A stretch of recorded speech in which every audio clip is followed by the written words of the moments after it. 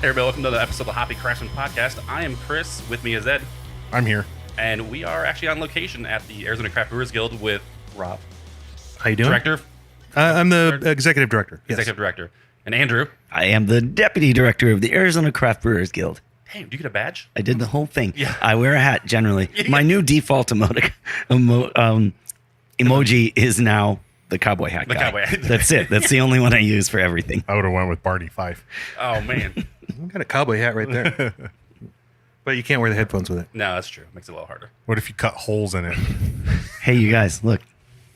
Yeah, you could turn them upside down. They spin. Oh, man. That's why he's the Deputy Director. Yeah. We're not. So clever. He's the idea guy. So, yeah, we're hanging out here, having some beers. What do you guys... with Fate's next door, which, by the way, for some reason, I thought it was Huss. I don't know why. Because Huss is everywhere. I Googled Huss, and I'm like, it's nowhere near that. Give it time. Yeah, it's Fate. Yeah, it's we're having a Fate Pilsner and also the Fatality. Yeah. Fatality IPA. Yep. Yep, nothing to like blowing your palate out in the early afternoon. Every time we go get beers anywhere, I get an IPA. Last time we went, Rob's like, "You really do like IPAs, don't you?" I'm like, "Yeah, all the time." I'm Pilsner. Yeah, well, I mean, this show is called the Hoppy Craftsman, so we also like IPAs. And though I'm drinking a Pilsner right now. It's a hoppy pilsner. Good. And it doesn't take a rocket scientist and anybody who listens to this show to know why we're here. Because when we usually talk to Rob, it's usually around a beer festival. Well, you guys can talk to me more often than that. I mean, But you're a busy guy. no. Can you move that the growler? I don't know if it's in the camera. Oh, yeah, shot. Chris. Wait. Here, I'll turn it. Is that better? Yeah. Now move it. We have some cameras here because we do we have our Arizona Beer Frontier podcast, and we're not here to do anything other than allow us to talk a lot more, Andrew and I, because we like talking. And we also have a video channel on YouTube, so you're going to see all of our storage equipment in this little office, and your smiling faces. And Excellent. so we're gonna broadcast this at the same time, more or less. Okay. Right? Yeah. It's like a collaboration. Wow, look at that. Whoa. Very beer adjacent. I know. I think we talked. We actually, I think we talked about in the last show that we found you guys had a podcast, and we're like, oh, we're gonna be rivals now. We're gonna rival with Rob, and then, Cross-posting and cross-dressing. Oh man, What? Yeah. We're probably not going to talk about beer very much. And then we're talking about the business side of it, which that's what we figured out. We're like, you know what? It's probably not going to be no, the opinion show that ours is. It's going to be more facts.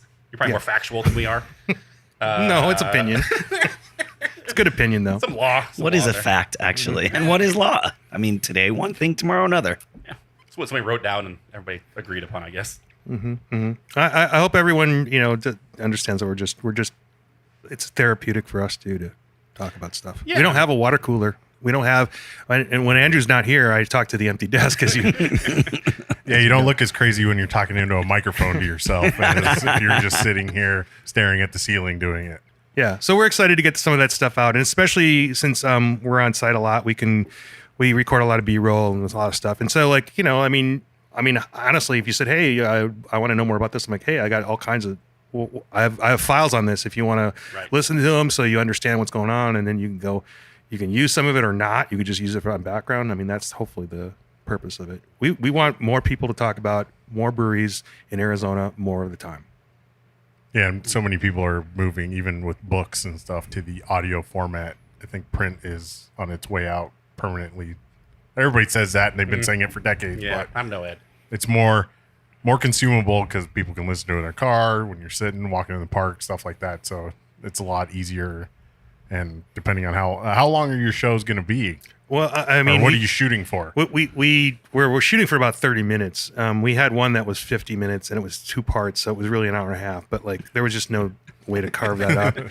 We feel your pain. We know. I know, but I mean, I do want to edit. I mean, let's put it this way: I like this longer format once in a while, but I like to keep it tight if we can. Right. And there's no greater feeling when you're driving across Arizona and you can clip through 5 shows at 1.2 or 1.3 on the thing, and it's just to get through them all and get the information. So, yeah. And we're drinking out of appropriate glassware that was cellared. Yeah, it's cellared glassware. for. Is this? It's a barrel too, which is kind of This is from 2019's Real Wild Woody. We have some extra stuff. We're actually going to be.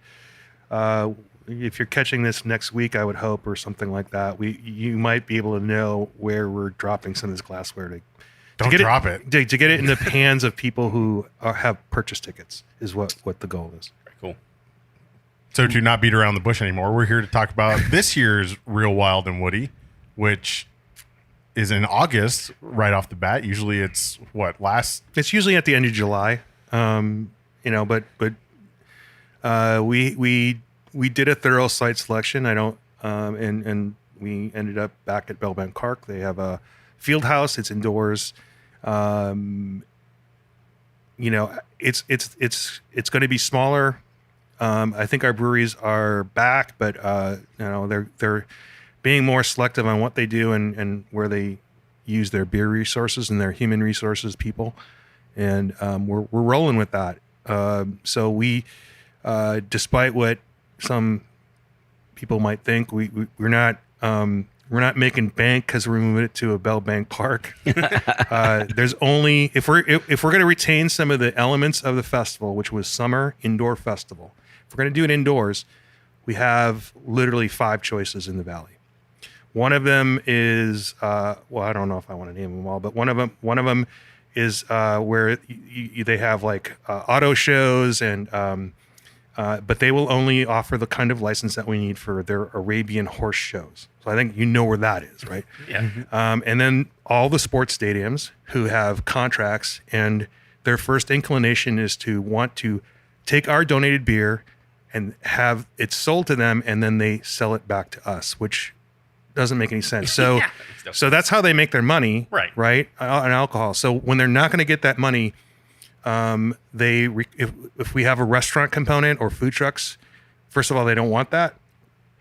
They want to charge catering. And one of the companies, we were going to do a free event for retailers. So we're going to have 300 retailers. And the distributor involved said, hey, we can use this space. You just have to pay for catering. And we're like, okay, great. We'll pay for chips and celery or whatever. They wanted to charge us literally $12 a hot dog for every person that came for free. And I'm like, we're not making any money on this. Like, it's not a wedding. And if it was, we wouldn't be serving hot dogs. So it's just 2 businesses that they have a model where they're supporting giant events, concerts. There's a lot of money involved. We don't have a lot of money to float that. We don't have a musical act that we can, inflate the charge on and all that other stuff. We don't have a sports team. So it's nobody's fault. I mean, like, I'm not mad at them, but it's just they're not ready to address.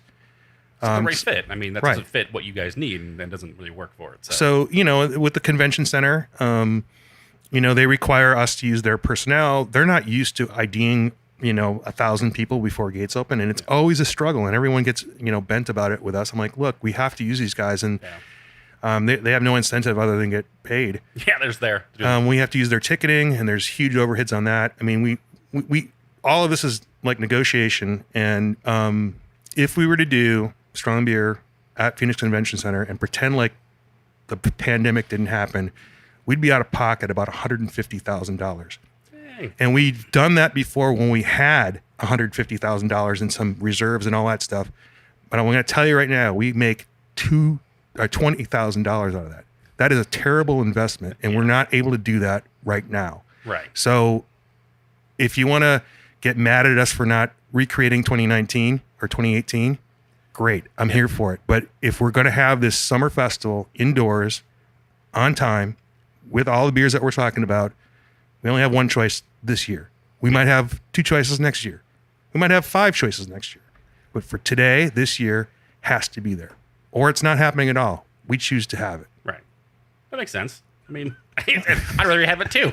I mean, that's how it works. Yeah. I mean, but like, if you're not prepared to make that trip, I'm not twisting your arm. Yeah. Like, there's a lot of people out that way, and they never get to do it because they're not near downtown. Right. So it's the exact opposite for them. I think that's the thing that people forget a lot of times too. It's a business. Everything's a business, right? It's got to make financial sense to do these. Like, you could have a major rager and then do it once and that's it. But if you want to do it every year and make it an annual thing, you have to have those things in mind before you do them. So that makes sense. The only thing I say when we with the Strong Beerfest was the construction out there was pretty crazy. Yeah. And so hopefully that's been kind of rounded about, maybe. Yeah, I've been out there a while, so. there's two. Well, first of all, they had 20,000 people there apart from us, Right. Which and we had 6,000, and so our numbers were right on. That never left. Okay. The experience on the ground was great. Yes, they was under construction, and they have now 2 exits on Highway 24. We actually pressed Bellbank Park to have better parking, and we came up with a solution. And was it ideal? No, but it was ideal for for what we had. Right. And they're new to the game, and people, it was a disaster, and or like, I wish the guild would learn its lesson. Like, that's my favorite. Like, no, man, like we learn lessons all the time, but this is where we're at. But we had to get them up to speed on what's required for event, and we were the first event they ever did other than that. So this time in the summer, there's not going to be 20,000 people. I don't think there's any other events going on. It'll be in the field house. There'll be better cell connection, right? Because there's not literally that many people. Yeah. It's a paved parking lot. Yeah. That's nice. Yeah. So, Real nice. like, the big secret is you can complain all about it, but you show up, it's going to be probably very elbow roomy, and we're going to make our money and, literally make enough to live another day and get to the next event. I'm being brutally serious when I say that. That's our hope. That is where we're at. And, like, you can not go, but don't root against us, man. Right. Don't root against us. We have other things that we're planning in the future that are going to address the West Side and Central Phoenix. And, maybe we'll talk about those a little bit, but we do know also that we're going to do some smaller things. But, this is our course correction for the pandemic, and it happens all after everyone is safer. Like, the businesses are have a pathway back, and this is our pathway, and it occurs much later than everyone else. I've talked a lot, but that's just the way it goes. All right. But to circle back, do you have a square footage versus the new versus the old? Deputy Yeah. I mean, Deputy- percentage-wise, Our current square footage is 57,000 square feet. It's pretty big. And I think at a high point It we were was 70. or 80. so it's a little bit smaller, but Well, we're not bringing RVs in. We're not bringing in large Trees. I mean, it's the beer value is going to be there. We're not decorating this year. We're not. I mean, it's like this So no is rock wall. No. I mean, there might be. I mean, I'm able to break into another room and then one of the other. I don't know. I'm just joking. The other Like, field house, yeah. You could play pickleball all day if you want to go outside. I guess that's a thing. I don't even know what that is. whenever I Outside or say pickleball? whenever I say it's at Bellbank Park, people say, "Oh, inside?" Yes. Yeah. Oh, I didn't know they had a space that big. I said, "Look, 57,000 is the size of our room. The other one's 180, and the other one is 120. We're using the small space there, so We're using the small space partially because you asked. We have the glassware here. You asked if we're having glassware. Like, we had glassware one year at Phoenix Convention Center, and like, we're not doing that again. But I mean, the reason is in the other spot, it's all hardwood floors. I'm like, there's no way that I'm going to have ice melting on hardwood floors. well, there's hardwood floors and other like special surfaces. Yeah. The one we're in is nice concrete. Perfect. Right. Super easy to fix. Good. Very easy And to I can imagine when I was 18 and I was playing team sports, and I'm like, I went out a little bit. I'm a little hungover, and I get a whiff of some stale beer and just boot.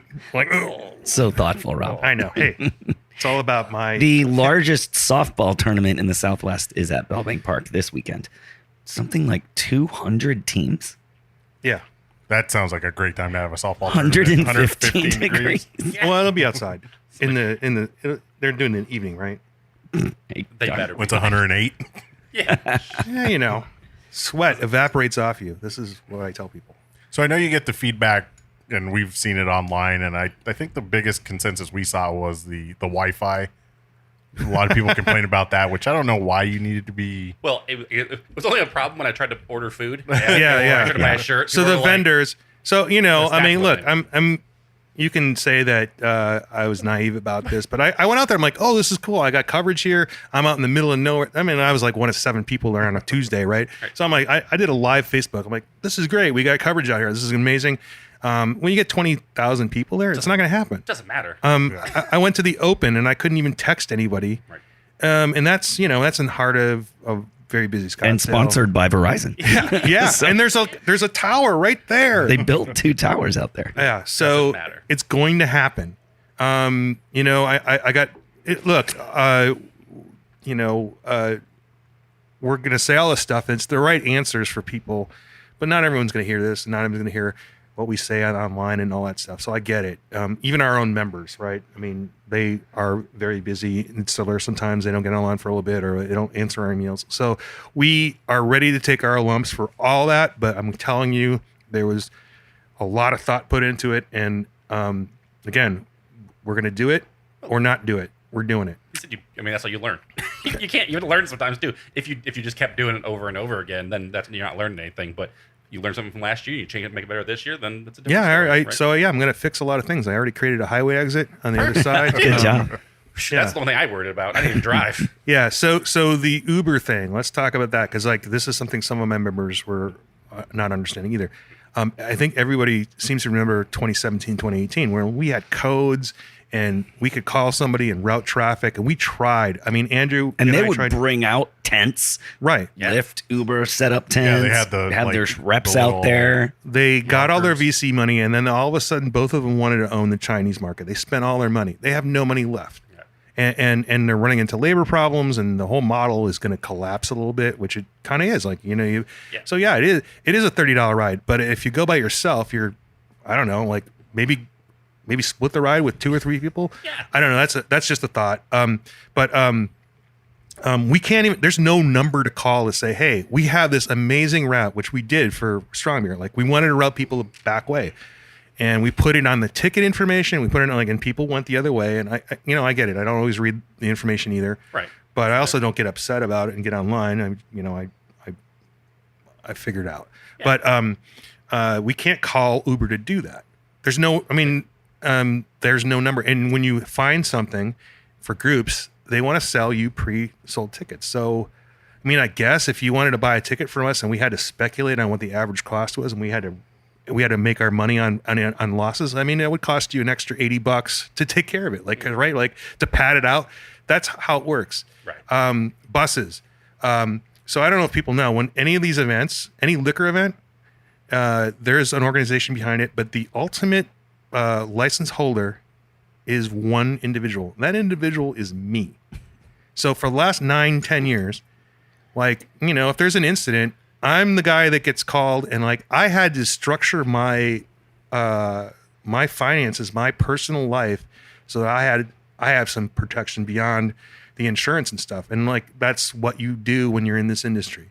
But getting both advice from our legal and insurance, there probably is a pathway to for us to say, hey, we're renting buses, but I almost have to set up another corporation, because here's the thing: if I invite you to my licensed event and then I put you on a bus and I drop you off in downtown Mesa, you're like, perfect.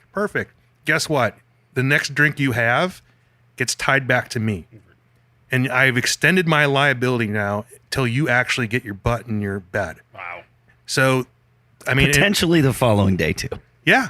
It was only recently argued by our lobbyists, by the way, against the Trial lawyers. trial lawyers wanted to say 3 days from now, because you were hungover, because you were served, you might be tired and you might cause an accident, and you could tie that back to the original over serving of a beverage. So that's what they do for a living. Right. But it's in the extreme, but I don't want to be the one guy that wins that case. Yeah. You don't want to be the precedent that they refer to in case law. No. It's Fullmer. Yeah, Fullmer really- for the state of Arizona. It's really expensive to be the guy who sets the precedent.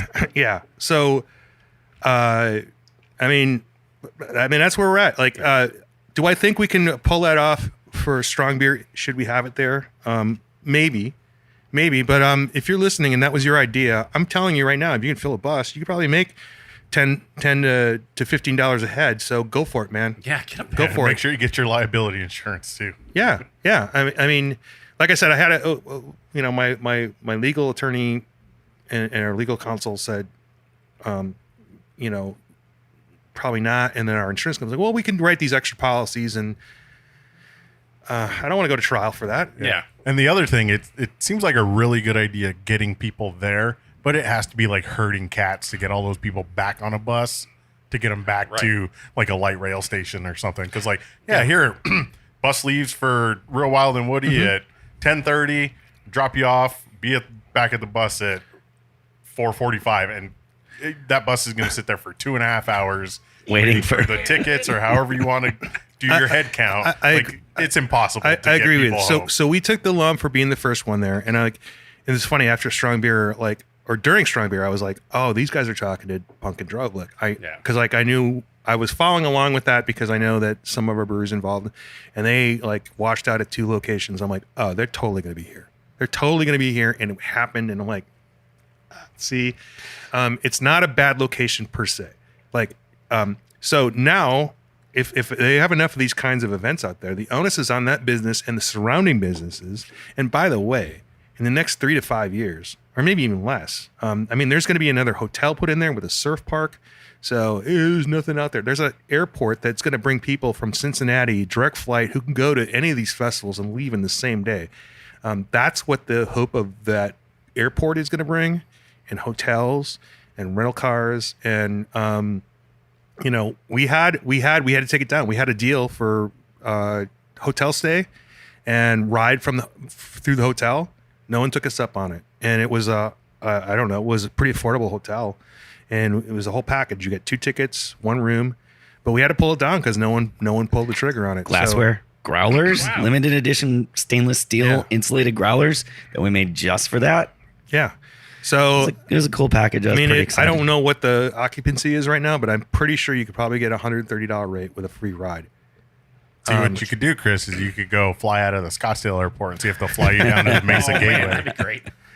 Like a 3-minute flight and then just walk. But there are some great craft beers. So that's going to be built up. But the challenge to the city of Mesa, who has Visit Mesa is their destination marketing organization. They've done a great job. And I've been following along since before they had a single brewery there. They have that Sunkist building. They were courting Four Peaks way, way, way back. And they had beer people. And guess what?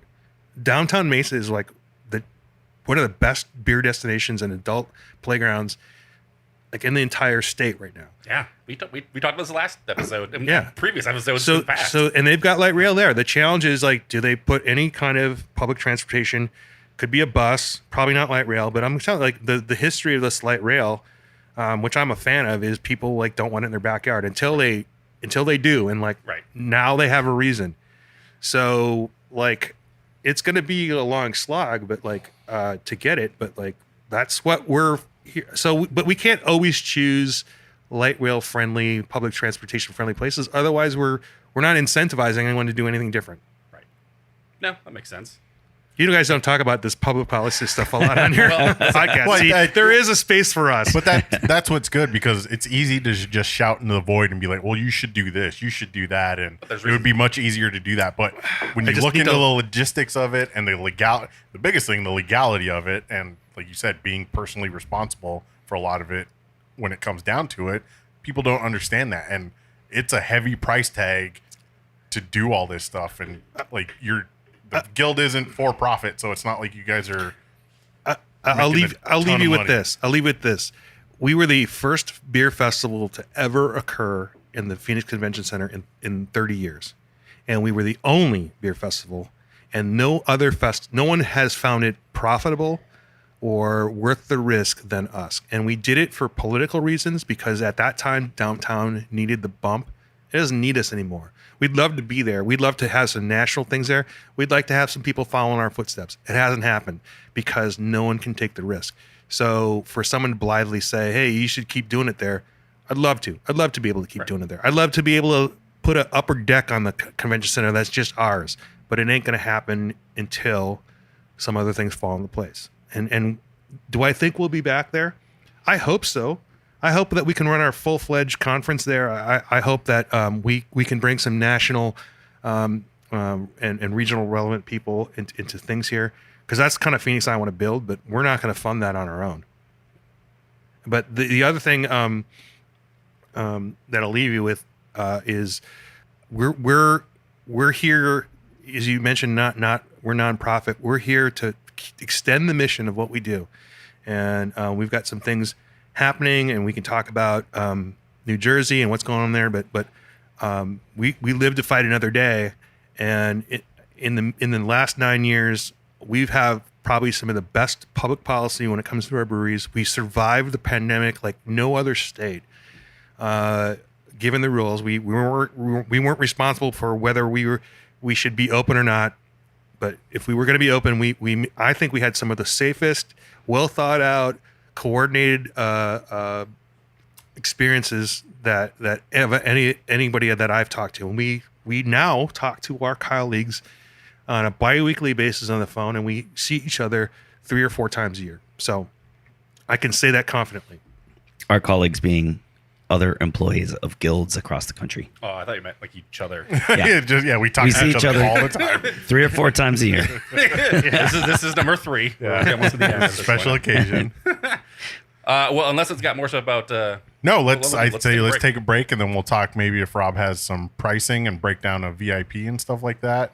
And then definitely want to hit on the things going on outside of Arizona. Like you mentioned, some people aren't getting out of this pandemic or recovery unscathed. So we'll take a break, we get new beers, and come back with the Arizona Craft Brewers Guild.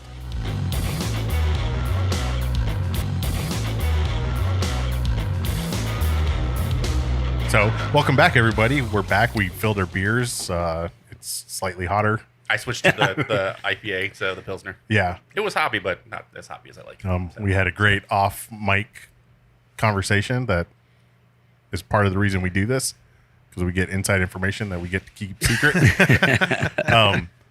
So Andrew was awfully quiet in the first half because Rob was giving us a full breakdown, and then Chris off mic said, Andrew, did you say you do here? What is it you do? What do you do? Well, when I started in February, the goal was for me basically to be the big hug. Member engagement on every level. We want to bring in our out-of-state breweries. We can't bring them into the organization as members, but we can embrace them as members of the community. Right. And it's really hard for us to do that when we're spinning 10,000 plates. So doing a lot of that, a lot of outreach. You're the good cop. I get to be the good cop. Bad cop. You're the good cop. Well, I also collect dues. And so they you're hate not the that. good cop. You're the it's tax okay. man. I get to do all that stuff, and then I do get involved in the legislative and lobbying parts. I'm learning. Okay. And I was a brewer for 8 years. I ran breweries, and so I was always very interested in the legal aspects of what the guild did and very involved in it. And now I just get to do more, but it's a lot of learning. There's a curve. Do you want to share your brewery history? Oh, sure. I opened the Perch as the original head brewer, built it from dirt to a brewery and worked there. And then I went to Uncle Bear's Brewery and worked the brew pub in Ahwatukee. Then we built the production brewery in Gilbert. Which built is that, massive. ran that, and that's what I did. Are you responsible for the birds? I am not. No. So don't send. No, emails I was to Andrew. very. Don't. I got to be very far away from the birds. My girlfriend in high school had a bird, and I hated that thing, and I've really never gotten over that. I can see. Yeah. So the theory behind having a deputy director is that that person can come in and speak on behalf of the guild publicly and can help with policy in the absence of the director. And it's important for succession, and he's the right guy to run the operations of this organization. And it frees us up to do a lot more things with distillers and wineries, and get like the second level public policy is not working with your legislators. It's working with business owners outside of the industry, and people who really are responsible for things like public transportation and streets and urban design and all that stuff. the goal, and we'll cross train on stuff. And Andrew brings the practical experience of being a brewer and has speaks the language of brewing and until he forgets, because it won't take long before you forget. And Yeah, I still follow all the actual brewing stuff. I know. And I still homebrew. I which did is that for a bizarre, while too. right? I did that. It's so cute. I did that for a while. But We're not the same, Rob. Just FYI. I would imagine your homebrew setup's probably better than Oh, you would? Rob's homebrew setup. No. My Nice homebrew job. setup is quick and dirty. I do no boil brewing, What? and I only just sticks it in the sun. yeah. It's hot enough. I'm doing some things. I mean, I learned a lot in brewing for 8 years, and some of those things I can translate into making home brewing easier. He calls it I think- sun tea brewing. I think in my absence, homebrewing has gotten easier, but Homebrew's gotten a lot more automated. Yeah, get yourself a Grainfather, man. Grainfather, everyone's got those. Kvike yeast, come on, Yeah. come on. I did my last brew with Kvike because I didn't want to have temperature control. We had to F do that. incantations and perform miracles to get our yeast to perform correctly. Both times Rob homebrewed, he did that. Come on. I was an executive homebrewer at the time too. So. But I think that because when you think of a Brewers Guild or a guild in general, you think of like this complex, outreaching organization. How many people are really part of run the Craft Brewers Guild? It's you two, right? That's it, yeah. In our state, and it was one person for many years, and before that, it was a part-time person. Before me, it was a part-time person, and the dividends of having full-time people is clear. We wake up every day, and our mission has nothing to do with what the breweries do. It is completely independent. It is all for their welfare. And when you get to do this long enough, like myself, you look to be selfish and like all this stuff that I do for these businesses makes Arizona better, and you start to have that perspective. But we're informed by a board of 9 people right now, and they're of various sizes. We have production breweries, we have taproom only breweries, and we have people in other parts of the state. We have Urban Tucson. breweries, rural breweries, Right? And men, women. it has to be like that, and we're leveraged by Cats and dogs living together. Yeah. we're leveraged by the fact that the barriers between businesses is not as existent as it is with other businesses. And in other words, they collaborate on the production side, and there is a culture of helping each other. Now they're very busy, so it's not as barrier free as we would like it to be. But we have moments where we can have everyone's attention and get amazing things done in a short period of time. And then unfortunately, some of the more mundane things like signing up for things and The non-sexy things. yeah, deadlines So and difficult. calendar of things that are kind of fall by the wayside. But we are probably, so I was hired as the 13th full-time director in the country. So think about that. Arizona is not necessarily 13th in the list of any kind of brewing thing. I think it is now. I think it's closer to I actually think we're closer to I think we overachieve as a state right now in terms of quality, experience, hospitality, well-run organization, committed people, 100%. But most states are there's a lot of states that are struggling. I mean, think about everybody in the Mountain West besides Colorado. Utah has their little literal cross to bear because of how that state based their laws. I mean, Right. Idaho, Montana, Wyoming, New Mexico, not as many breweries and not as robust cities. So, again, I think I would put us up with Colorado in terms of being effective as a guild, and I think they have 2 or 3 people. But generally, a lot of places just have 1. Texas had a huge hurdles to overcome. You were in Texas. You couldn't get a beer at a brewery when you were there. Besides being in Texas in general. Yeah. Texas, let's get around Texas. When I was in college, there was a brew pub. Yeah.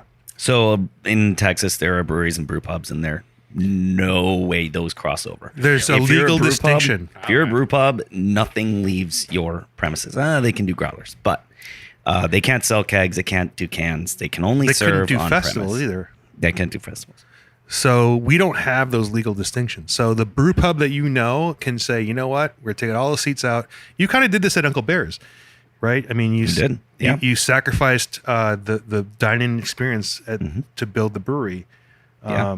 When there was the brewery built, and then we needed more fermentation space, so we removed seating, and then we got a canning line and rolled that out and took out some more seating. And Yeah, you don't have those. We don't have those legal barriers here. So like an industrial place. So Rent House, that was an industrial space. They put in a tap experience. If they added a kitchen, there's no legal restriction for them to do that. In other states, there totally is. And generally, as you move from East Coast to West Coast, things are more liberal on the West Coast. And when it comes to these business policies and experiences, so.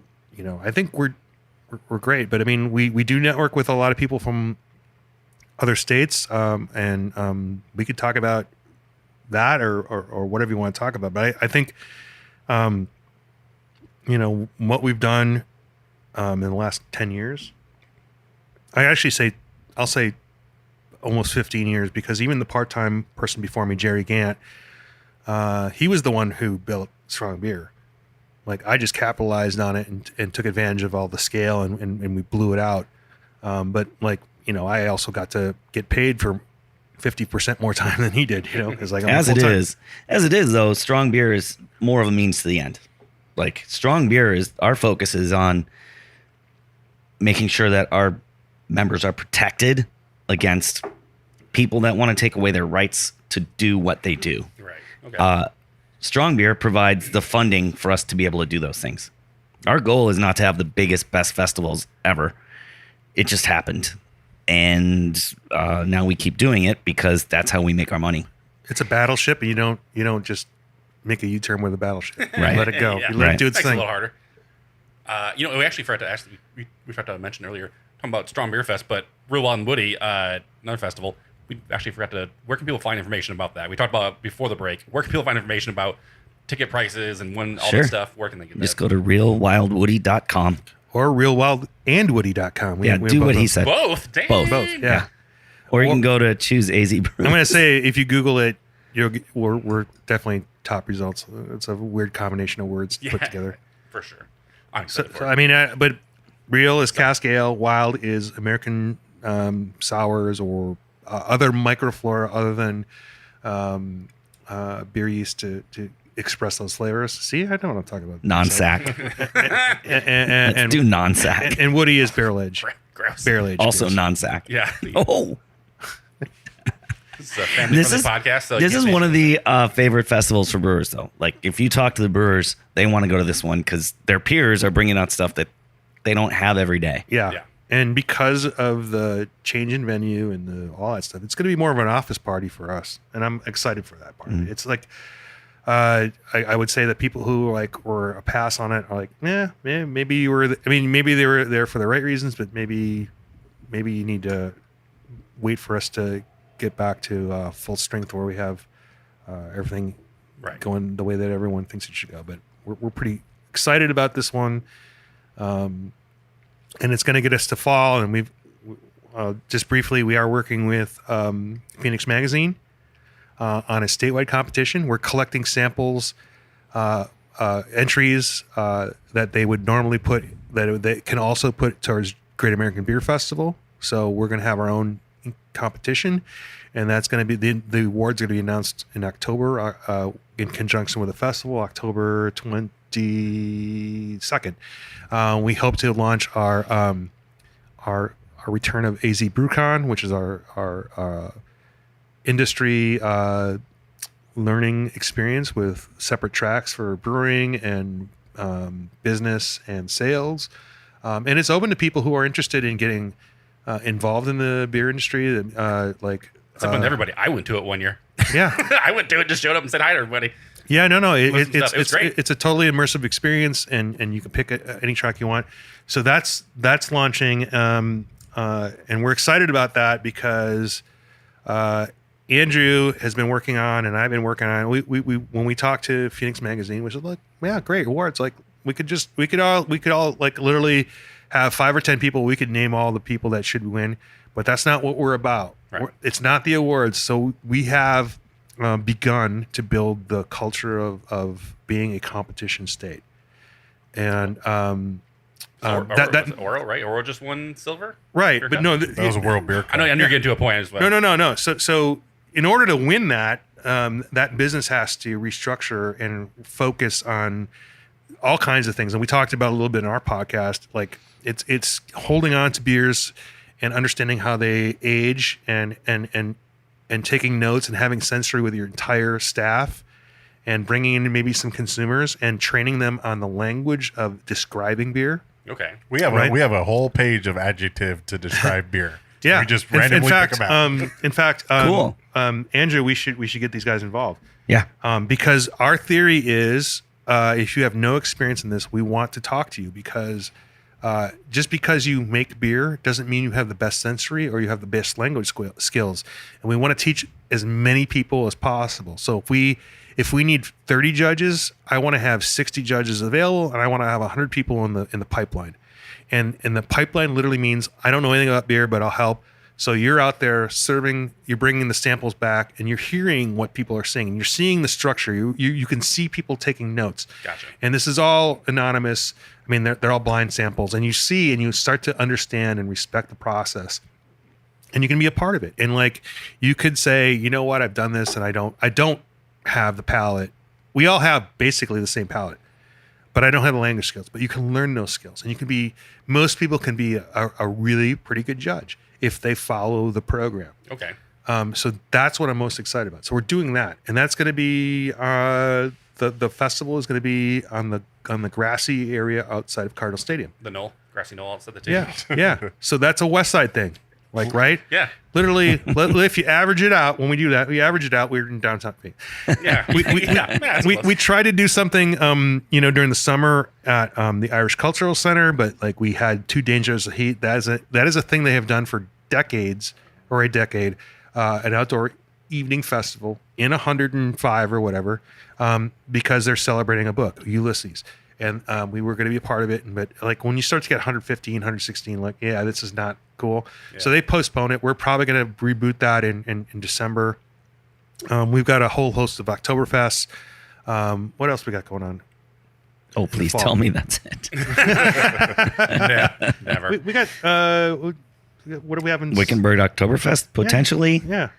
So again, if you average that out, we're practically You're almost there. Look, Chris, we've been preparing for it with if you listen to our Patreon shows, our malt liquor blind taste test, our low ABV, low calorie blind taste test, our pumpkin beer blind taste test. You said Oktoberfest already. We did that one too. Well, yeah. So crazy. We are not walking away from downtown Phoenix. In fact, the goal of us to have stuff at the convention center at great risk and loss was to get a national convention here, which would be the Brewers Convention and our Brewers Association Craft Brewers Conference.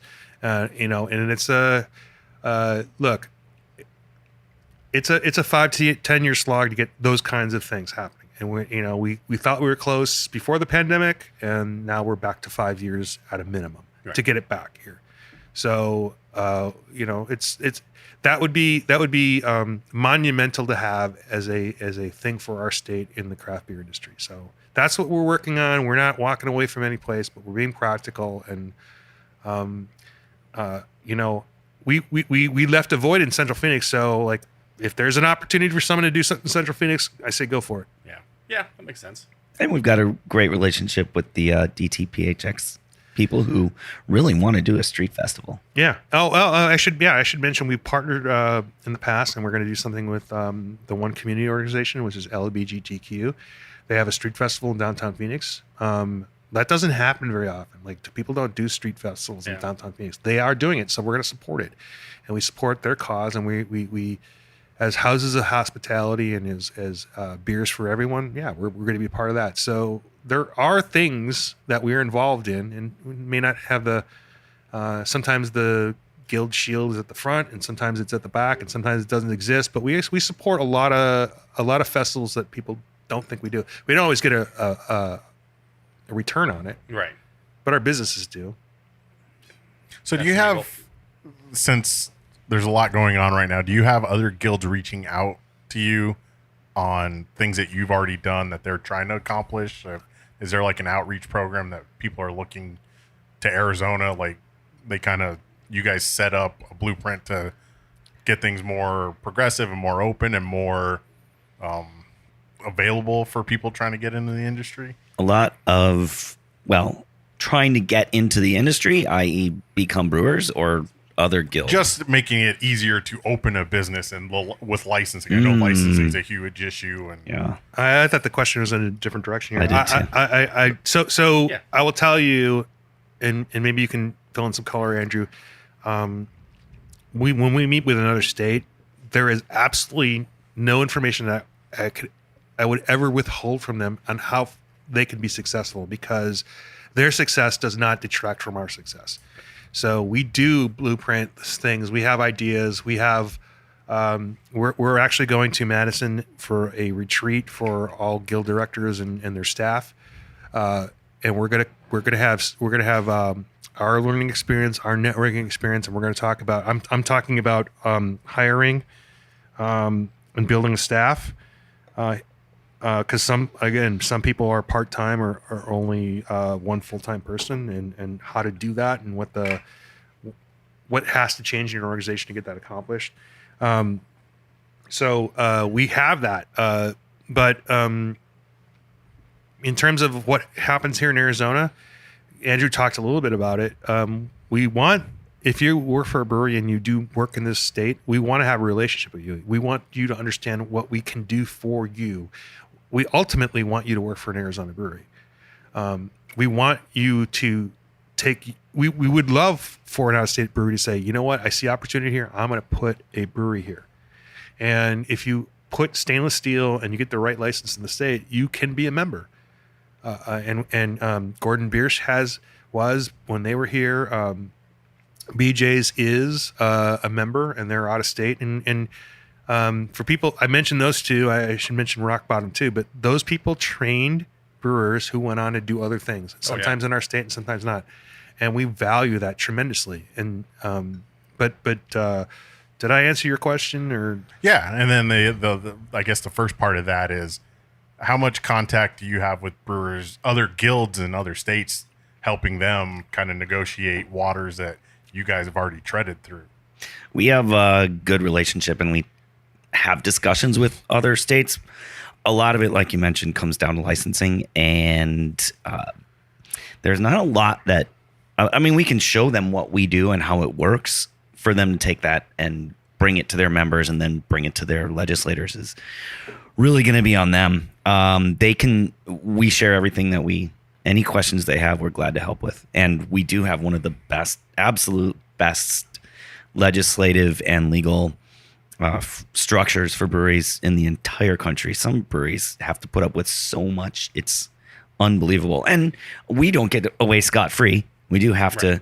There are some hoops we have to jump through, and sometimes breweries, even as recent as the last couple months, have been denied the ability to open a brewery because of whatever reason. It's the state, it's the city, it's the county. All these different things come into play. Right. Yeah, but we share how to run events, best practices. We share, how to best market, how to work with state agencies. And we all want the same rights, but we have to get their different places because each of the states has built their laws differently, and they had to work with different partners, and so they're irrevocably never going to be the same. Yep. And that's the beauty and the disappointment of the system is like, yeah, you can't get beers from everywhere, but I know you can get beers from everywhere. I know you can get beers from everywhere. What? No, you can't. But there's a beauty in that, like that you can't get it what you want all the time, and you guys, I know every one of your listeners knows how to get a beer that's not sold here. I get it. We get it. Yeah. eBay was a home brewer once, and we did that. We did that for our own beers, so we understand that, and that's part of our culture. But on the business side, I just don't get too serious about this, because there are bootlegging laws and Yeah. no, but Thanks. but we as Andrew suggested, we do talk quite a bit with our colleagues, and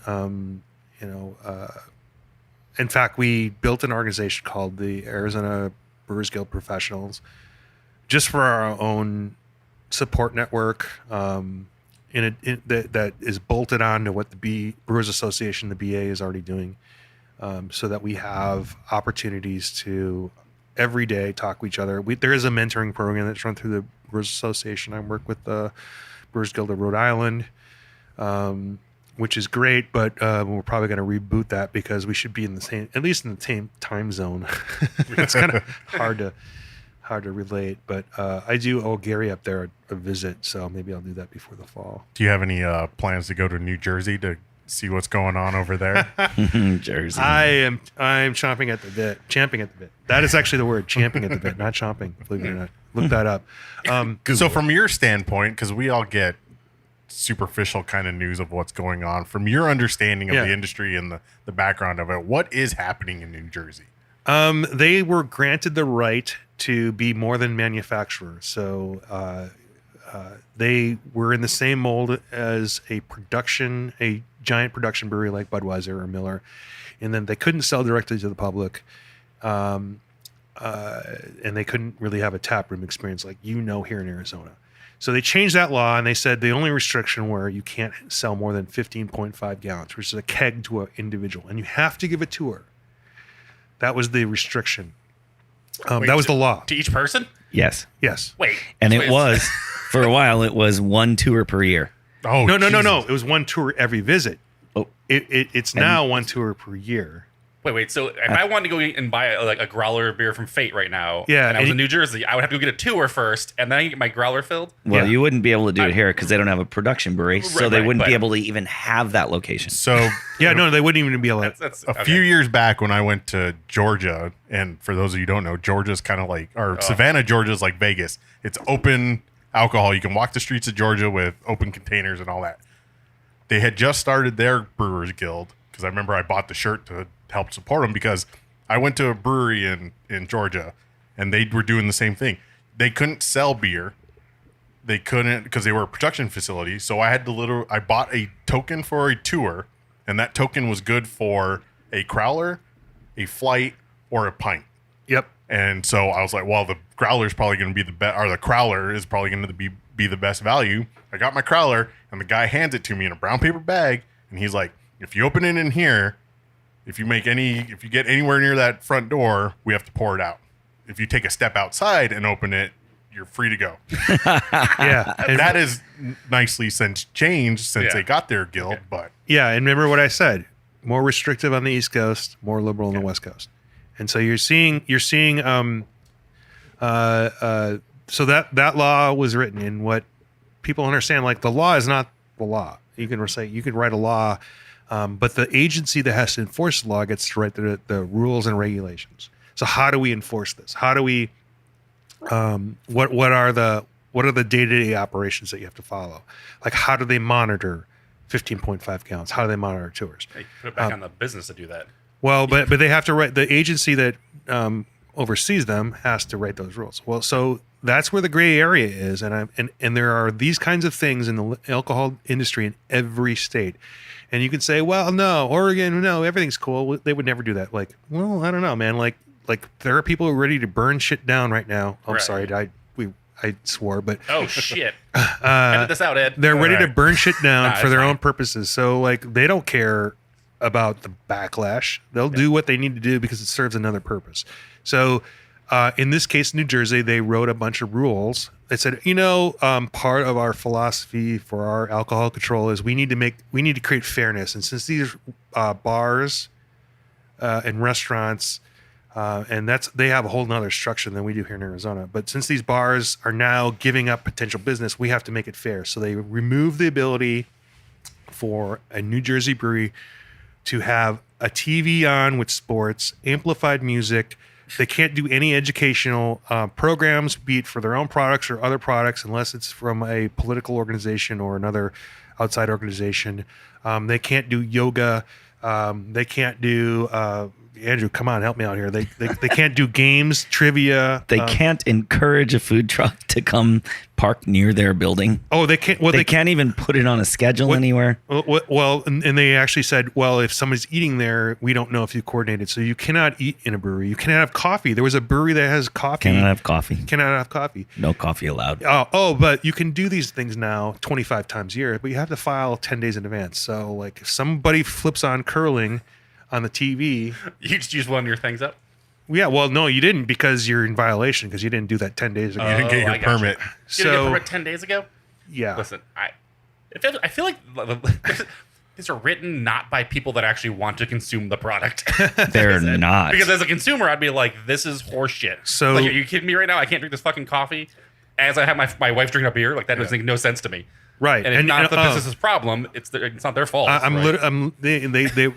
slap in the face was like you can't have food in, and they required, and it's not a requirement here in Arizona, but they required them to take state approved training, and the first thing they drive in your head is like serve as much food to people as possible, limit their consumption. Like, well, we can't do that, so like we're paying now to get a lecture on how.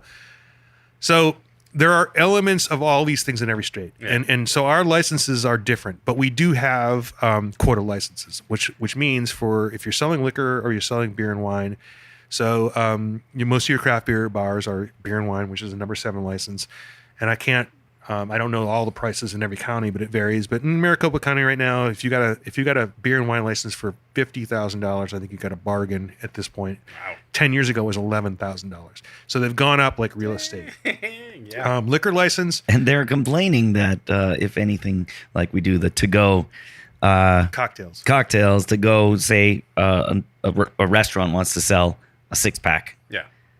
That would be hurting the value of their license, which has tripled in the last 2 years. So a full spirits license on premise, which has to-go rights. In Maricopa County. Yeah. I mean, I think 150 maybe. I don't know. But like I also heard of people overpaying by a lot because they're like, I want to open in 4 weeks.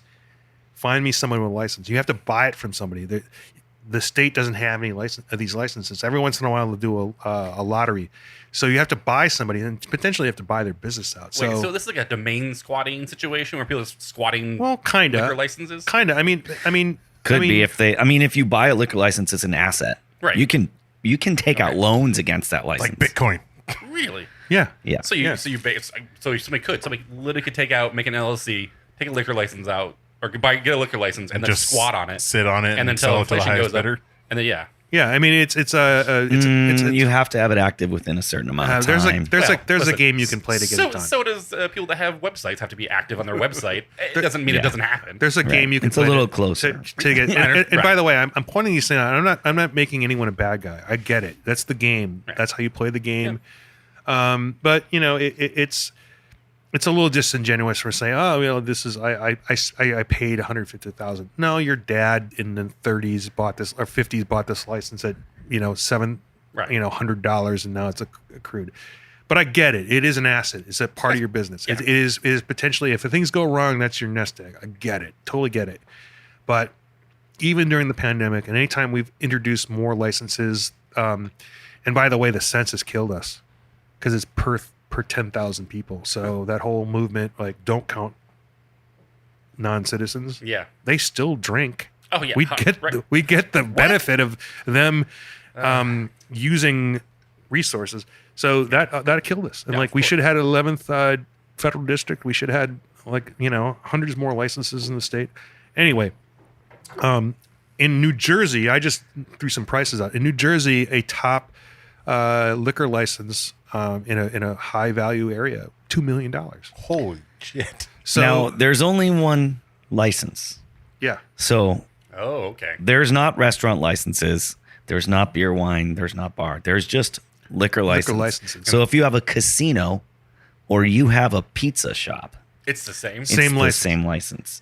And this is why there's such hugely inflated values. Right.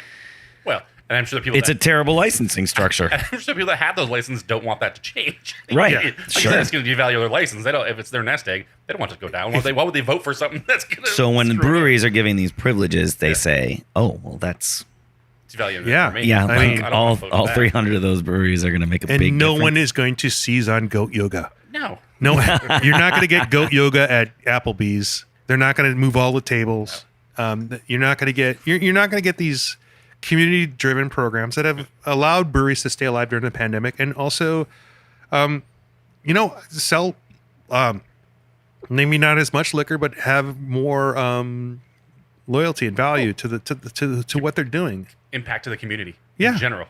you know, like that's something you can't. That's all on table. And I just, like I said, I want to, like, this can happen in any state because the handful of people that can institute these things are appointed by governors. So I don't. Do you ever watch Boardwalk Empire? I have. So New Jersey is literally a handoff of prohibition and those people, and all those liquor laws support exactly what happened. But there's an element of all that, and I don't want to. I'm not using. I'm not going to use prohibition as a crutch because a lot of these laws came in literally in the 70s Too soon. and 80s. Is that why? No. I mean, like literally all this stuff about like, oh, this is a prohibition. Like, no, this happened in the 80s and the 90s. This happened all before the craft beer era.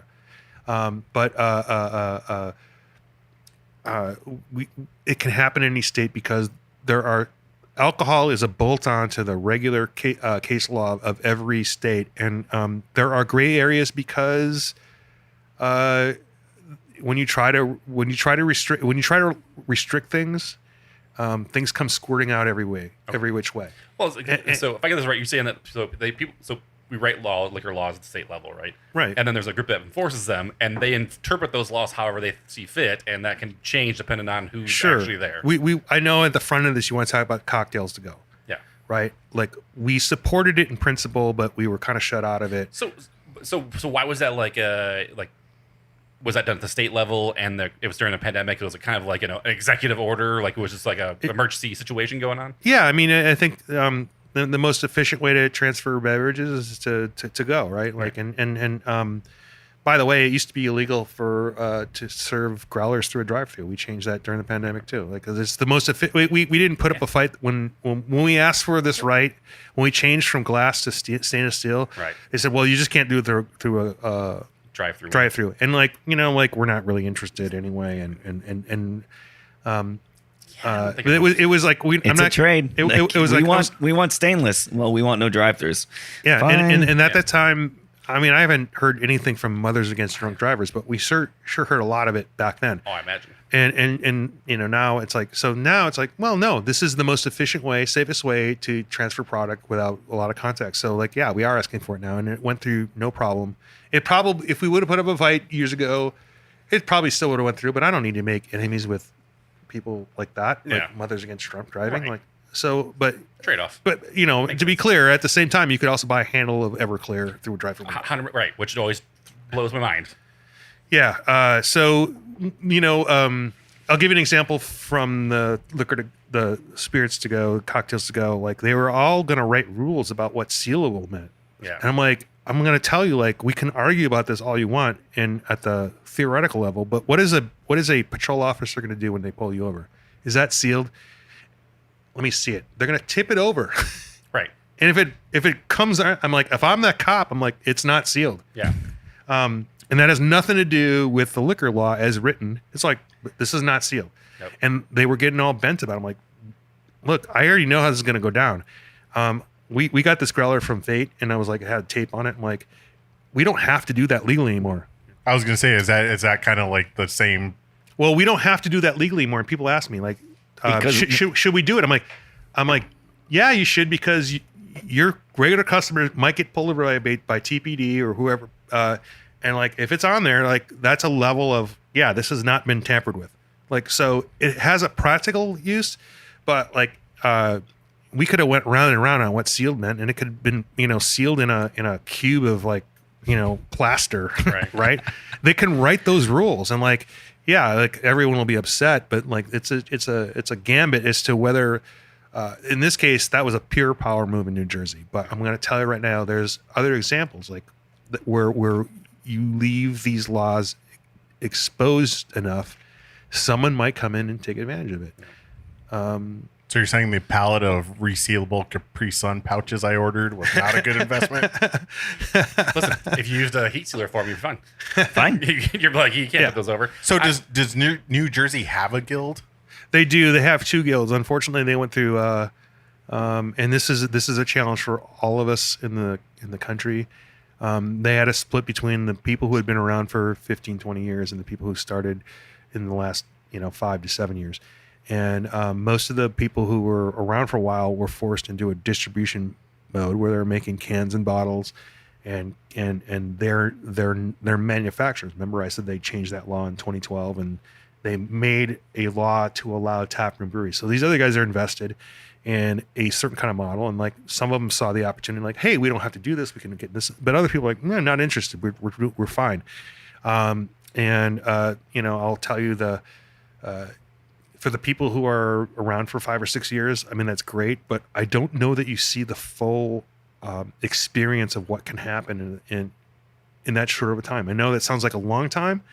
Most businesses used to be businesses were around for 20 years. Like now it's gone down to half of that.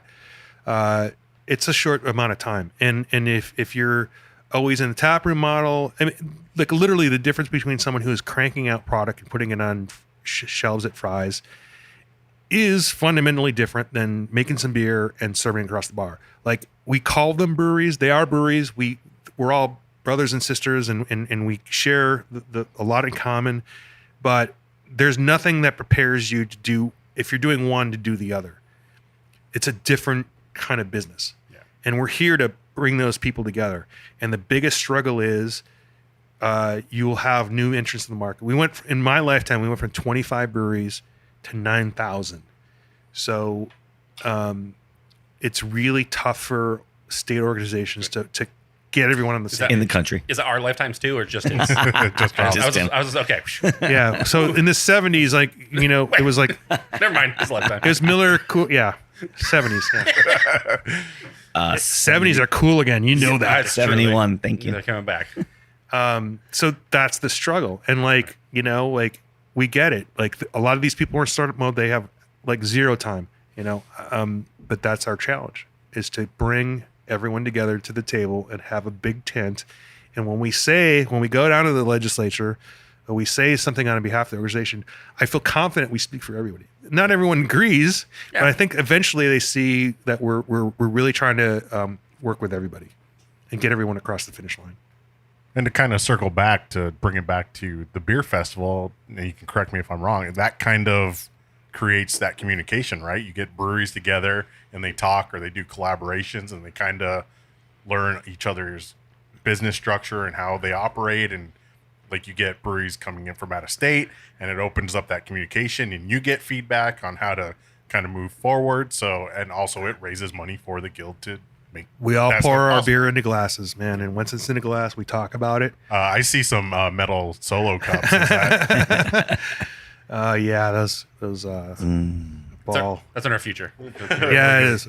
But like you're exactly right. We work backwards from the experience of drinking beer, and it is the greatest pleasure of this job is to have that experience with other people.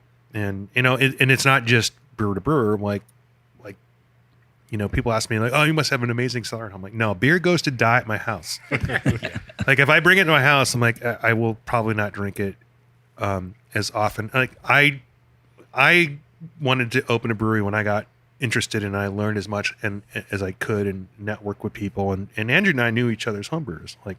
And we knew John Lane, and we knew a bunch of people from Ash. Who else did we? Trethway, Matt at Grand Avenue. I mean, there's the folks that opened Old Ellsworth, Brian McKean and his wife, and Ryan and Christina. Yeah, we're all part of that community. We all got together. We all enjoyed the same things, and like that is also a great experience. And that is what I love. And every once in a while, we can talk about things that actually matter in our lives. And the bringing together of that is so unique in this industry. Like I work with wineries too, and they don't have as many of those shared experiences. Yeah, it's a bummer. And, 'Cause that's my favorite part of all of it. yeah, no. So I mean, I'm trying to expand the tent to those folks and distilleries, and those guys are more cantankerous than winery owners, and some of my breweries owners think they're they all go your own way kind of people, but like we want to try to bring all those people together because like that's what I as long as we can support things that are organically grown in the state, built in the state, then we're going to all be better people. I agree with that. Ed, what else you got, man? I think we covered it. Covered all of it? Yeah, did everything. We don't have to talk. We don't have to do the podcast anymore. All right, guys. It's good talking. Yeah. I guess to kind of wrap things up, other than Real Wild and Woody, any big plans for the rest of the year? Or are you kind of winding down or winding up? We kind of talked about what's Strong beer is the big one. Yep. In February. We had Baja Beer Fest in Tucson in April. That was great. Awesome. Absolutely amazing how that went. We're going to do Real Wild and Woody. We're going to do BrewCon, Arizona Craft Beer Awards and Festival, and I'm going to bring a festival of Flagstaff pretty soon. that's the goal. That's the goal. It'll be Next year. Yeah, next summer. All right. Working with the Irish Cultural Center and doing something with them probably December. Wickenburg Oktoberfest. It's never dull. It's never dull, man. Like someone will call us next week and say, "Hey, we're going to do this thing and we'd love for you to be involved." I have one of those going on right now. Awesome. I can't be involved in every single thing, but I can talk to you about it and maybe get some of our members involved with you and hand it off. But Right, there you go. yeah, I mean, we've got lots going on, and Arizona is so open as far as the way people think about what do we do on a weekend. Where can we do a beer festival? In Arizona, it can be anywhere. They'll go up to the top of a mountain, have like 5 tents set up, and people will climb the freaking mountain to be there because that's the kind of state we live in. People just love doing things, and the experience and the being with other people is really the thing that makes us, I think, unique. I don't know. Maybe it's not unique, but I live here and I like it.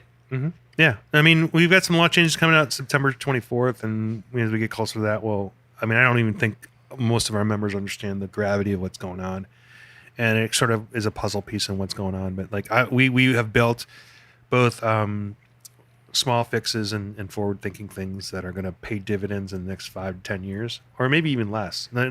No, for sure less. But like I think people will be transformed into what's happening in the next 5 years, and we're gonna I think we're going to get some people who leave the industry. We're going to get people who join the industry. But at this point, it's not going to be because of COVID. It's going to be by choice. And even during COVID, there were fewer absolutely shutdowns. There was no fire sales, but there was handoff of businesses to other people to give them opportunity. There wasn't any like we got to shut down because we're literally gonna. Some of the ones that shut down abruptly, that was literally by choice, which is great. So do you guys think that with the Super Bowl coming, that's a big opportunity to step up, or does that not even kind of register on a brewery level? No, I'll tell you, I don't think during that event per se that. It's going to be a meaningful amount of money for any individual brewery, but what we have to understand is who we are as a state and what we can support. We have a rail line here. We have a couple, but they're not bringing product. We don't have people delivering, tons of grain and shipping out product on rail lines. And that's what you see on the East Coast. We don't have glass manufacturers here. We have some aluminum manufacturers, but not the sole source. They're just assembly.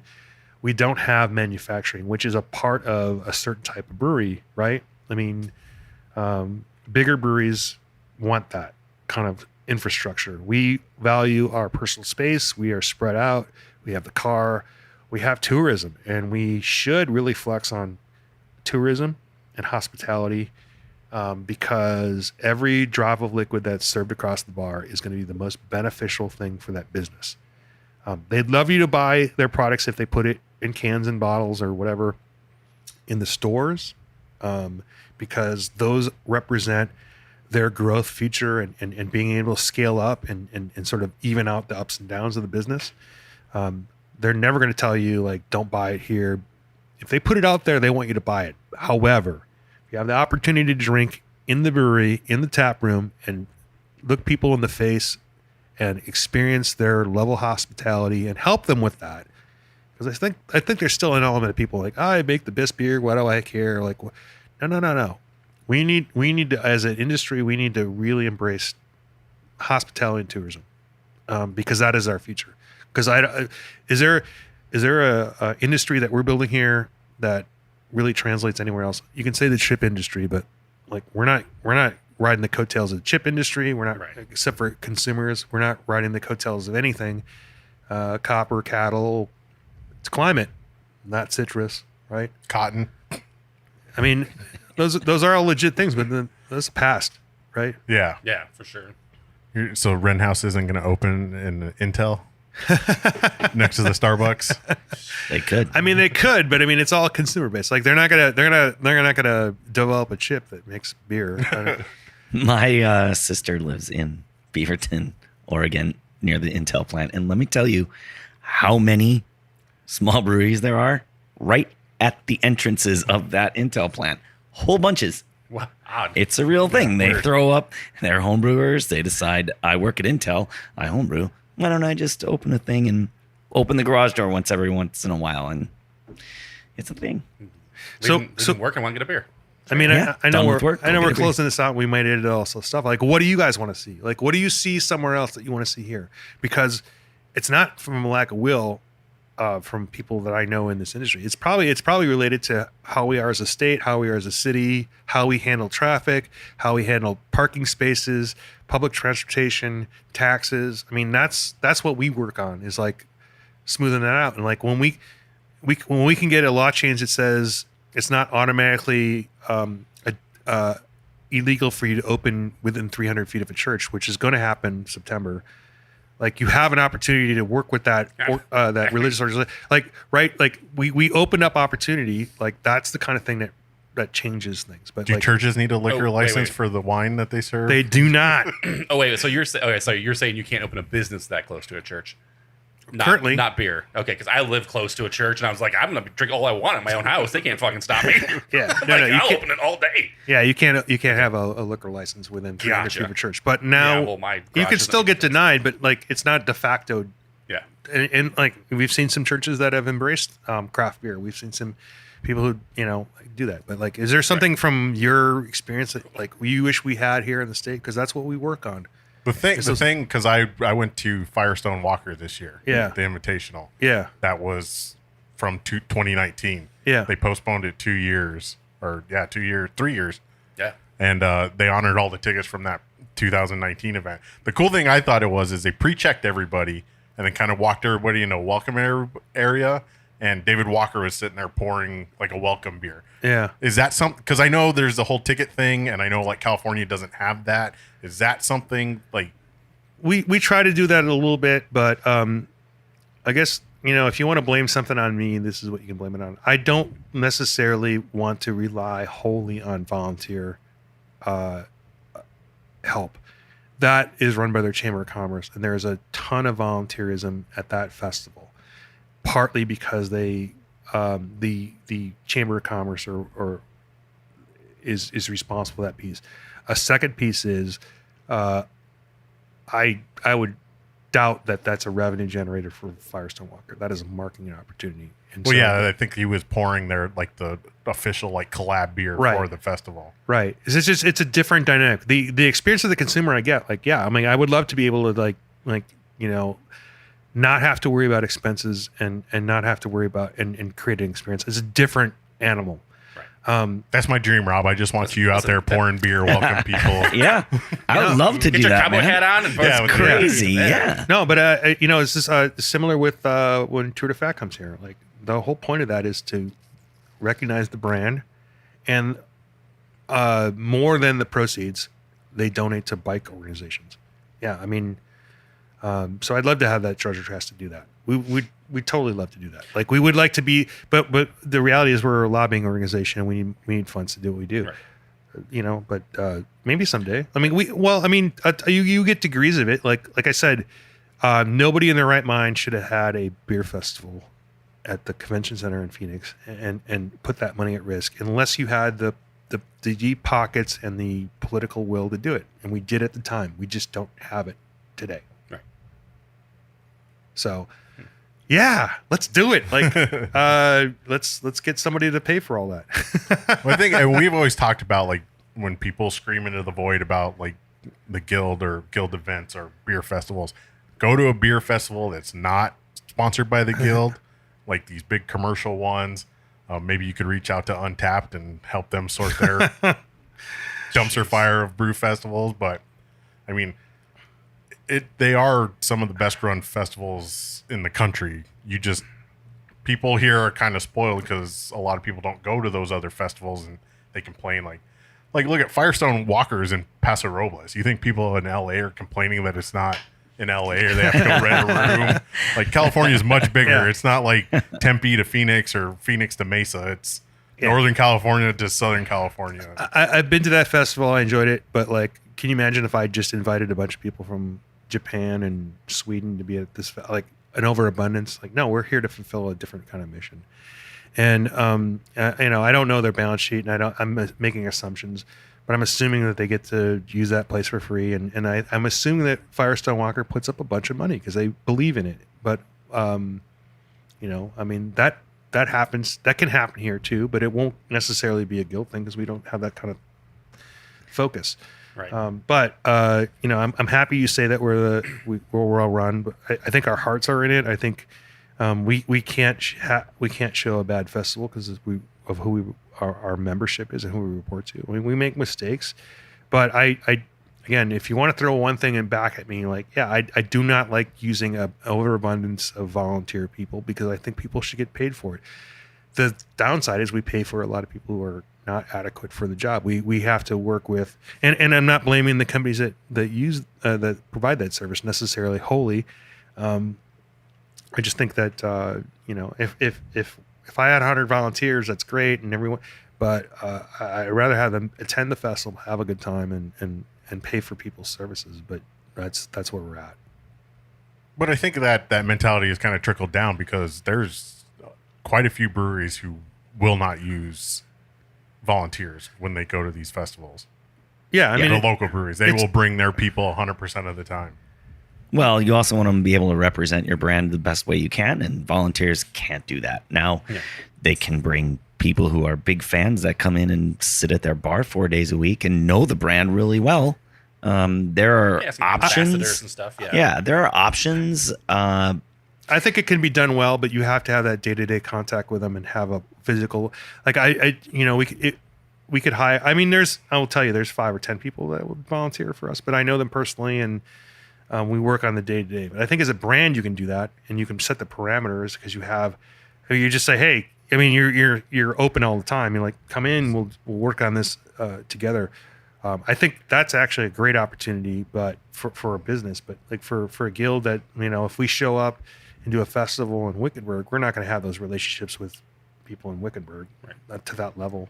So kind of what Ed said and about the Firestone Walker, and I know you just talked about going to a brewery and actually hospitality and stuff. Mm-hmm. I think that's kind of like my mindset is Ed had an experience at Firestone Walker. Yeah. Right. And I know you said it's something that you might not be able to do because of the cost or whatever it's going to be, but that's an experience that he's now going to talk about with 1,000 people. Oh, for sure. You know what I'm saying? So like, I think that in my mindset, it's the consumer experience. Yeah. What can you guys do differently or add to the consumer experience that makes it like that? That's a very unique experience. Oh, of course. That he's not going to get anywhere else. And we do that. I did a video talking about this during the pandemic. Like, this is what I do. I brought Andrew to DC because we did lobbying there in DC a couple weeks ago, and I wanted him to make sure he got to savor. Unfortunately for me, it was a different experience because they had to make adjustments because of they had to time it with when we were up there for lobbying, which is timed with when members of Congress are going to be there, and they didn't have the traditional place they used to have it. They had to move it somewhere else, And when we got there was no verticality to branding. There was no, it was all tables. It was like literally like, and then this happened at Fobab. It's a different experience when you're on the East Coast, at Festival Barrel Aged Beers. I want to recreate the best of those things, but like that walkthrough experience, like you have 3 breweries at a 6-foot table with no branding, and you have aisles that are no bigger than this office, like 12 feet. Like if I put that out there as what we do in Arizona, think about us. We like our cars. We like our elbow room. People would not be happy with that. They might, and they had obscenely good beers. I mean, you know, and so people there are used to that experience. So we try to take the best of those experiences. No doubt about it. But, you know, we're limited, and, you know, I'm not making excuses. Like we're trying to get through this piece right now. 100%. It's a rough patch for everybody. Yeah. But I mean, that's what we felt. That's what we felt we achieved better at Bellbank Park with Strong Beer, because we had a square that we could fill in any way we want, and as opposed to working around all that infrastructure and paying a lot of money for fencing and all that stuff. And I mean, if you were there, you saw full-scale rink wrestling. You saw a squadron of biplanes do a flyover. You saw a old-timey Western gunfight. Surprise! Yeah, that scared the shit out of everybody. I mean, like, I if I would have put it together, I would have had an alien ship land and say, "This is a we're going to reboot. We're going to reboot the system. We're going to go back to 2019. Everybody plug your ears, close your eyes, and we'll be there." You know, that was kind of what I felt. Yeah, it was. That was definitely some experiences, and we definitely talked about all those things after the fact. It was definitely, and we talked to other people about those things too. So, you know, stuff like that. Where are we going to have wrestling again at Real Wild and Woody? I know. They don't have the space, but you know, maybe Strong Beer. That is a trapping. That's actually, you know, Phoenix Beer Co. is they're responsible for that relationship, and I think they're still doing that stuff. Like. At their brewery, maybe some roller derby. I don't know. Like, you know. A roller derby would be cool. Yeah, that'd be fun. That's an install. That is. Well, they got the fields. Maybe now you need to work on the Arizona Craft Brewers Guild softball tournament. No, pickleball. Pickleball tournament. Pickleball tournament.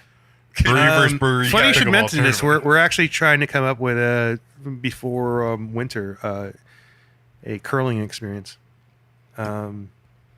I know what that is. Do you know? No, I was born in this state.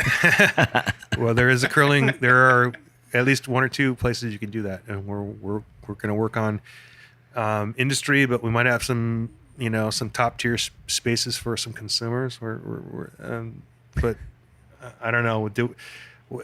All this is predicated on keeping the excitement level up for all of our members, and like we understand the fatigue. Like these guys. Have been through a lot, and put hours and you know, I don't want to just say guys.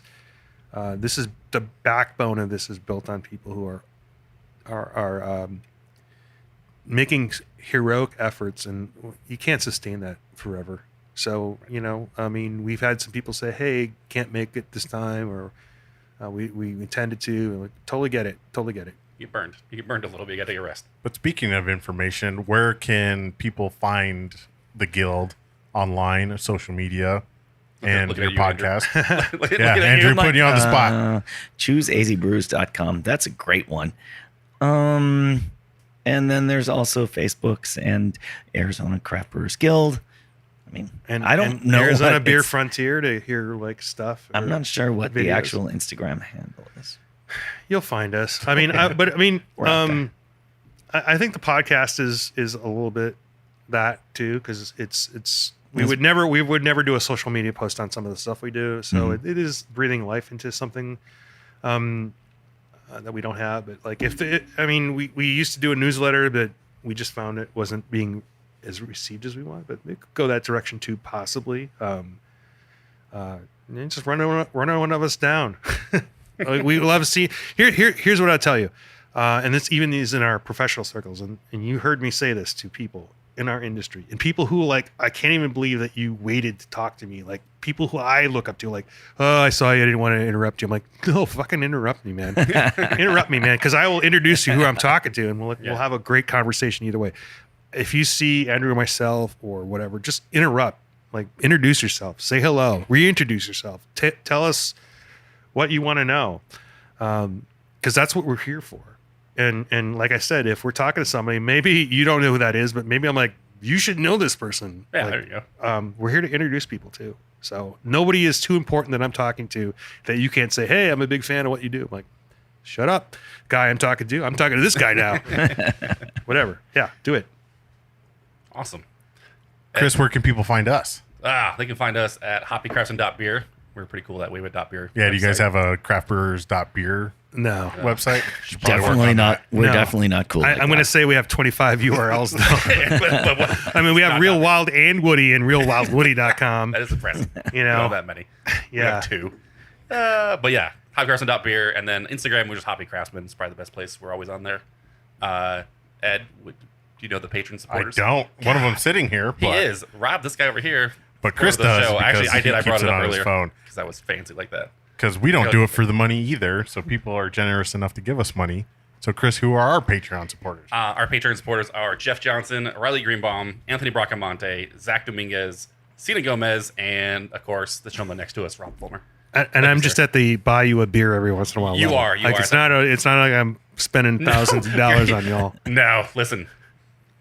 We still haven't got the $5,000 tier person. Yeah, so nobody's that's definitely bit not that you. bullet. And I want to say you guys gave me money back during the pandemic. I'm like, what the hell is going on here? I'm like, We did. We didn't record episodes, and I didn't want to charge people for content we didn't deliver, so I gave them money back. So I appreciate that, but I understand. Listen, I'm not taking money that I don't do things. So that's how it works. But thank you for being a supporter. We love all our patrons. We actually we just gave Rob some stickers as well, and then we'll actually be sending out stickers to the other patron supporters soon. So excellent. Cool. It was Nice. great to talk to you guys, and I'm excited to find out how we're going to edit this thing down. it should be great. Maybe we'll just throw it out there. I don't know. Like, we'll break it up. You Yeah, guys do we'll what you see want it to do. because Rob might release it on his podcast. We'll release it on ours, and you can listen to both and see how Who edited better? And I'm going to tell you right now, the Easter egg is we recorded something backwards, and we're going to Yeah. layer that in. And Gotta find it. yeah, look for the hidden meetings. Whoever gets it gets one of these glasses. I am the walrus. All right, guys. Well, thanks for chatting. Talk to you next time. Thank Thanks, you, Rob. guys. Thanks, Andrew. We'll see you next time.